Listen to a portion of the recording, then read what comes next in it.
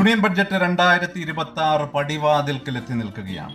ഫെബ്രുവരി 1 ധനമന്ത്രി നിർമ്മല സീതാരാമൻ ബഡ്ജറ്റ് അവതരിപ്പിക്കുമ്പോൾ രാജ്യത്തെ ലക്ഷക്കണക്കിന് നിക്ഷേപകരും സാധാരണക്കാരുമാണ് ശ്വാസമടക്കി പിടിച്ച് ആ ഒരു ബഡ്ജറ്റിനെ ഉറ്റുനോക്കുന്നത്. ഇന്ത്യൻ സ്റ്റോക്ക് മാർക്കറ്റിനെ പറ്റി പറയുകയാണെങ്കിൽ വിദേശ നിക്ഷേപകരുടെ അസ്ഥിരതയും ആഗോള സാഹചര്യങ്ങളും കാരണം സമ്മർദ്ദത്തിലായ മാർക്കറ്റിന് ഈ ബഡ്ജറ്റ് ഒരു ബൂസ്റ്റർ ഡോസ് ആകുമോ അതോ മറ്റൊരു പ്രഹരമാകുമോ? എല്ലാവരുടെയും മനസ്സിൽ പല പല ചോദ്യങ്ങളാണ് ഉയർന്നു വരുന്നത്. സർക്കാർ മൂലധന നേട്ടത്തിനുള്ള നികുതിയിൽ, അതായത് ക്യാപിറ്റൽ ഗെയിൻ ടാക്സിൽ മാറ്റം വരുത്തുമോ? ഡിഫൻസ്, ഗ്രീൻ എനർജി, ഇവയിൽ ഏത് സ്റ്റോക്കാണ് മൾട്ടി ബാഗറായിട്ട് ഒളിഞ്ഞിരിക്കുന്നത്? ഏതൊക്കെ സെക്ടറുകളായിരിക്കും ബൂസ്റ്റ് ചെയ്യപ്പെടുക? നിങ്ങളുടെ പോർട്ട്ഫോളിയോ, ശമ്പളം, കുടുംബ ബജറ്റ്, ഇവയൊക്കെ ബജറ്റ് എങ്ങനെ ബാധിക്കാൻ പോകുന്നു? നമുക്ക് വിശദമായിട്ട് നോക്കാം. Welcome to the eye opener video of Dhanam smart savings and investment solutions. Budget എന്ന് കേൾക്കുമ്പോൾ തന്നെ ശമ്പളക്കാരുടെയും സാധാരണക്കാരുടെയും പ്രധാന ആശങ്ക നികുതിയെയും വിലക്കയറ്റത്തെയും കുറിച്ചാണ്. കഴിഞ്ഞ ബജറ്റിൽ പുതിയ നികുതി വ്യവസ്ഥയിൽ ഇളവുകൾ നൽകിയത് ലക്ഷക്കണക്കിന് പേർക്ക് ആശ്വാസമായിരുന്നു. എന്നാൽ ഇത്തവണയും ആദായ നികുതിദായകർക്ക് പ്രതീക്ഷയുണ്ട്. പണപ്പെരുപ്പത്തിന്റെ പശ്ചാത്തലത്തിൽ പുതിയ വ്യവസ്ഥയിലെ സ്റ്റാൻഡേർഡ് ഡിഡക്ഷൻ 75,000 രൂപയിൽ നിന്ന് 1 ലക്ഷമായി ഉയർത്തുമോ എന്നാണ് പ്രധാന ചോദ്യം. എന്നാൽ പഴയ നികുതി വ്യവസ്ഥയിലെ ATC, ഭവന വായ്പയുടെ പലിശ എന്നിവയിലെ ഇളവുകളുടെ പരിധി ഉയർത്താൻ സാധ്യത കുറവാണ്. നികുതി പോലെ തന്നെ പ്രധാനമാണ് നമ്മുടെ ഓരോരുത്തരുടെയും കുടുംബ ബജറ്റും. മേക്ക് ഇൻ ഇന്ത്യ പദ്ധതിയുടെ ഭാഗമായി ചില ഇറക്കുമതി ഉൽപ്പന്നങ്ങൾക്ക് വില കൂടിയേക്കും. അതേസമയം GST നിരക്കുകൾ ലഘൂകരിച്ചാൽ സിമന്റ് പോലെയുള്ളവയുടെ വില കുറഞ്ഞേക്കും. ഇത് വീട് നിർമ്മിക്കുന്നവർക്ക് ഗുണപരമാകും. പെട്രോൾ, ഡീസൽ വിലയിൽ എക്സൈസ് തീരുവ കുറച്ച് സർക്കാർ ആശ്വാസം നൽകുമോ എന്നുകൂടി കണ്ടറിയേണ്ടതുണ്ട്. ഇനി നമുക്ക് കാര്യത്തിലേക്ക് വരാം. ഓഹരി വിപണിയും നിക്ഷേപകരും. ബുൾസാണോ ബിയർസാണോ നിയന്ത്രണത്തിലെത്തുക? ബജറ്റ് ദിവസം ഓഹരി വിപണി ഒരു റോളർ കോസ്റ്റർ റൈഡ് പോലെയാണ്.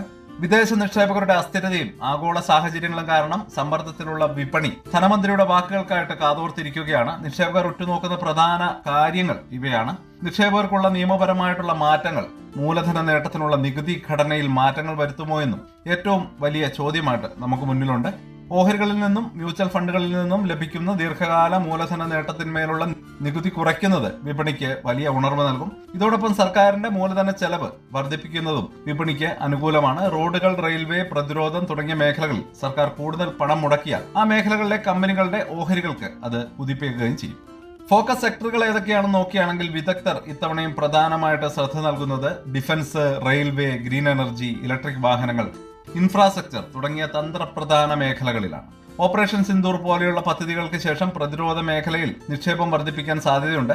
ഹരിത ഹൈഡ്രജൻ, സോളാർ എനർജി എന്നിവയെ പ്രോത്സാഹിപ്പിക്കുന്ന പ്രഖ്യാപനങ്ങൾ വന്നാൽ ആ മേഖലയിലെ കമ്പനികൾക്ക് വമ്പൻ നേട്ടങ്ങൾ ഉണ്ടാകും.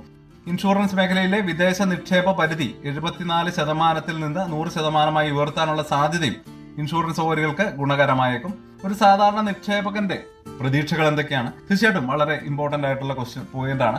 വൻകിട നിക്ഷേപകർക്കും അപ്പുറം ഒരു സാധാരണ റീറ്റെയിൽ നിക്ഷേപകൻ ബഡ്ജറ്റിൽ നിന്ന് എന്താണ് പ്രതീക്ഷിക്കുന്നത്? ഒന്നാമതായിട്ട് നികുതിയിലെ ലാളിത്യം, പ്രത്യേകിച്ച് ഓഹരി നിക്ഷേപങ്ങളിൽ നിന്നുള്ള വരുമാനത്തിന്മേലുള്ള നികുതി നിയമങ്ങൾ ലളിതമാക്കുക. അതുപോലെ തന്നെ ദീർഘകാല നിക്ഷേപത്തിനുള്ള പ്രോത്സാഹനം, ദീർഘകാലത്തേക്ക് ഓഹരികളിൽ നിക്ഷേപം നിലനിർത്തുന്നവർക്ക് നികുതി ഇളവുകൾ നൽകുന്ന പദ്ധതികൾ കൊണ്ടുവരിക. വിശ്വാസ്യതയുള്ള മേഖലകൾക്ക് ഊന്നൽ നൽകുക. സാധാരണക്കാർക്ക് എളുപ്പത്തിൽ മനസ്സിലാക്കാനും നിക്ഷേപിക്കാനും കഴിയുന്ന ഇൻഫ്ര, റെയിൽവേ പോലെയുള്ള മേഖലകളിലെ സർക്കാർ നിക്ഷേപം വർദ്ധിപ്പിക്കുന്നത് അവരുടെ ആത്മവിശ്വാസം കൂട്ടും. വിപണിയിലെ സ്ഥിരത മറ്റൊരു അടിസ്ഥാന ആവശ്യമാണ്. സാമ്പത്തിക അച്ചടക്കത്തിൽ ഊന്നിയ ബജറ്റ് വിപണിക്ക് ഹ്രസ്വകാലത്തേക്ക് തിരിച്ചടിയായേക്കുമെങ്കിലും ദീർഘകാലാടിസ്ഥാനത്തിൽ അത് സ്ഥിരത നൽകും. അപ്പോൾ ഓഹരി വിപണിയിലെ ഈ ഒരു വിഷയങ്ങളല്ലാതെ മറ്റെന്തൊക്കെ കാര്യങ്ങളാണ് ഈ ഒരു ബഡ്ജറ്റിൽ നമുക്ക് മുന്നിലേക്ക് എത്തുക? അതുപോലെ തന്നെ വികസിത് ഭാരതിന്റെ ലക്ഷ്യങ്ങൾ എന്തൊക്കെയായിരിക്കും? നികുതിക്കും വിലക്കയറ്റത്തിനും ഓഹരി വിപണിക്കും അപ്പുറം വികസിത് ഭാരത് 2047 എന്ന വലിയ ലക്ഷ്യത്തിലേക്കുള്ള പല പ്രഖ്യാപനങ്ങളും ബഡ്ജറ്റിൽ പ്രതീക്ഷിക്കാം. ചെറുകിട ഇടത്തരം സംരംഭങ്ങൾ, രാജ്യത്തിന്റെ സമ്പദ് വ്യവസ്ഥയുടെ നട്ടെല്ലായിട്ടുള്ള ചെറുകിട ഇടത്തരം സംരംഭങ്ങൾക്ക് കൂടുതൽ ധനസഹായം കിട്ടുമോ? എളുപ്പത്തിൽ ലോൺ കിട്ടാനും ബിസിനസ് നടപടികൾ ലളിതമാക്കാനും സഹായിക്കുന്ന പദ്ധതികൾ നമുക്ക് പ്രതീക്ഷിക്കാം. ഇത് തീർച്ചയായിട്ടും കൂടുതൽ തൊഴിലവസരങ്ങൾ സൃഷ്ടിക്കാനും വളരെ അനിവാര്യമായ ഒന്നാണ്. അതുപോലെ തന്നെ കാർഷിക മേഖലയിൽ PM കിസാൻ പദ്ധതി പ്രകാരം കർഷകർക്ക് വർഷം കിട്ടുന്ന 6,000 രൂപ വർദ്ധിപ്പിക്കുമോ എന്നും രാജ്യം ഉറ്റുനോക്കുന്നുണ്ട്. രാസവള സബ്സിഡി, കാർഷിക വായ്പകൾ എന്നിവയെക്കുറിച്ചും നിർണായക പ്രഖ്യാപനങ്ങൾ വന്നേക്കും.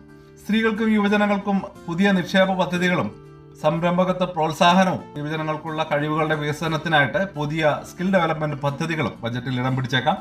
ആരോഗ്യവും വിദ്യാഭ്യാസവും നോക്കുകയാണെങ്കിൽ ആയുഷ്മാൻ ഭാരത് പോലെയുള്ള ആരോഗ്യ പദ്ധതികൾക്ക് കൂടുതൽ പണം നീക്കിവെക്കാനും പുതിയ വിദ്യാഭ്യാസ നയത്തിന്റെ ഭാഗമായിട്ട് സർവകലാശാലകൾക്കും ഗവേഷണങ്ങൾക്കും കൂടുതൽ ഫണ്ട് അനുവദിക്കാനും സാധ്യതകളുണ്ട്. അപ്പോൾ 2026 യൂണിയൻ ബഡ്ജറ്റ് ഒരു നിർണായക സാമ്പത്തിക രേഖയായിരിക്കും. ഒരു വശത്ത് വിലക്കയറ്റം നിയന്ത്രിച്ചും നികുതി ഭാരം കുറച്ചും സാധാരണക്കാരന് ആശ്വാസം നൽകാനുള്ള വലിയ സമ്മർദ്ദം സർക്കാരിനുണ്ട്. മറുവശത്ത് രാജ്യത്തിന്റെ വളർച്ച വേഗത നിലനിർത്താനും സാമ്പത്തിക അച്ചടക്കം പാലിക്കാനും കടുത്ത തീരുമാനങ്ങൾ എടുക്കേണ്ടി വരും.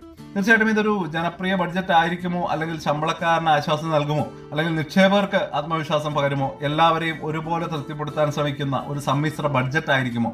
അറിയാൻ ഇനി മണിക്കൂറുകൾ മാത്രം നമുക്ക് മുന്നിലുണ്ട്. കാത്തിരിക്കാം. ഈ ബഡ്ജറ്റിൽ നിങ്ങൾ ഏറ്റവും കൂടുതൽ പ്രതീക്ഷിക്കുന്നത് എന്താണ്? ആദായ നികുതി ഇളവാണോ, ഓഹരി വിപണിയിലേക്ക് ഉണർവേകുന്ന പ്രഖ്യാപനങ്ങളാണോ, അതോ മറ്റെന്തെങ്കിലുമാണോ? നിങ്ങളുടെ വിലയേറിയ അഭിപ്രായങ്ങൾ കമന്റുകളായിട്ട് അറിയിക്കുക. ബജറ്റ് പ്രഖ്യാപനങ്ങളുടെ വിശദമായിട്ടുള്ള വിശകലനങ്ങളുമായിട്ട് ഞങ്ങൾ ഉടനെ എത്തുന്നതാണ്. ചാനൽ സബ്സ്ക്രൈബ് ചെയ്യുക, അതുപോലെ തന്നെ ബെല്ലേക്കും കൂടി ഒന്ന് പ്രസ് ചെയ്തേക്കാം. ബജറ്റ് കാത്തിരിക്കുന്ന ബ്രേക്ക്ഔട്ട് സ്റ്റോക്കുകളെ പറ്റി ഒരു വീഡിയോ വരുന്നുണ്ട്. തീർച്ചയായിട്ടും വളരെ ഇൻട്രസ്റ്റിംഗ് ആണ്. അപ്പോൾ ആ വീഡിയോയിൽ കാണാം. അതുവരേക്കും ഹാപ്പി ഇൻവെസ്റ്റിംഗ്. ബൈ. സ്റ്റോക്ക് മാർക്കറ്റിലെ ന്യൂസുകളെയും അതുപോലെ തന്നെ അപ്ഡേറ്റുകളെയും ഉൾക്കൊള്ളിച്ചുകൊണ്ടുള്ള ഒരു ഫേസ്ബുക്ക് ഗ്രൂപ്പ് നമുക്കുണ്ട്. ആ ഒരു ഗ്രൂപ്പിന്റെ ലിങ്ക് ഈ വീഡിയോയുടെ ഡിസ്ക്രിപ്ഷനിൽ കൊടുക്കുന്നുണ്ട്.